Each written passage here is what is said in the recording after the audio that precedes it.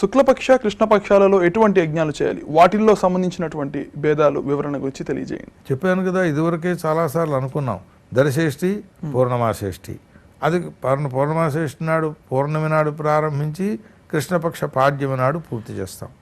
ఇది అమావాస్య నాడు ప్రారంభించి శుక్లపక్ష పాడ్యమి నాడు పూర్తి చేస్తాం. ఇవి కానీ వస్తుతః మిగిలిన పెద్ద పెద్ద యజ్ఞాలను చెప్పుకుంటున్నాను చూసారా, అవి శుక్లపక్షంలోనే చెయ్యాలి అని ఉన్నది. ఎక్కువ భాగం కృష్ణపక్షంలోకి రానివ్వరు. ఎందుకోసమనంటే ఉదగయన పూర్వపక్ష పుణ్యాహేషు కార్యాణి అని ఉన్నది. ఉత్తరాయణం మాఘమాసం ప్రారంభించి జ్యేష్ఠమాసం దాకా పంచమాసాలు. ఆ పంచమాసాలు వసంత ఋతువు అనే పేరు వాటికి, ఒక పక్షంలో చెప్పినటువంటి మాట. ఆ 5 మాసాల్లోనూ యజ్ఞాలు బాగా చేస్తారు. కానీ శరది వాజపేయేన యజేత అని వాజపేయ యాగం, అది శరత్కాలంలో చేయాలి.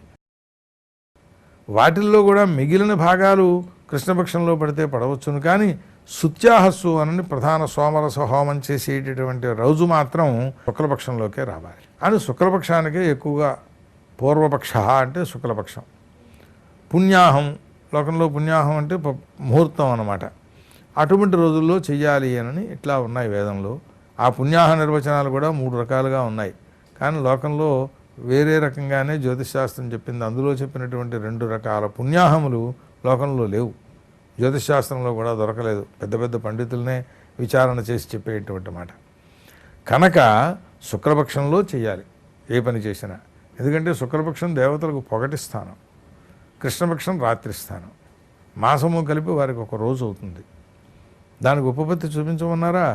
చచ్చిపోయినటువంటి వాడికి మాసికాలు నెలకోసారి పెడతారు, వాడికి మాత్రం రుజువు భయం వద్దు. అంటే ఆ యమలోకంలోకి వెళ్ళే వరకు ఉండేటటువంటి ప్రదేశంలో వీడికి 12 రోజులే వస్తాయి. కాబట్టి మాసానికి ఒక రోజు పెడితే భోజనం పెట్టినట్టు అయిపోయింది. ఆ యమలోకంలోకి వెళ్ళిపోయిన తరువాత అవస్థలో మనకి సంవత్సరం, వాడికి ఒక రోజు. కాబట్టి వాడికి ప్రతి ఆబ్దికం పెడితే వాడికి రోజు భోజనం దక్కుతుంది. శాస్త్రాలు చెప్పిన మాటలే. కనుక దేవతలకు ఒకరోజు మాసం అవుతుంది కనుక శుక్లపక్షం కృష్ణపక్షం, శుక్లపక్షాన్ని పొగలని కృష్ణపక్షాన్ని రాత్రి అని చెప్పారు. అది కూడా ప్రారంభంలోనే అక్కడ భోజనం. కృష్ణపక్షంలో చేసేటువంటిది రాత్రి ప్రారంభంలోనే భోజనం చేస్తాం, అర్ధరాత్రి చేయం కదా. ఇట్లా ఉపపత్తులు చక్కగా వారు చెప్పారు.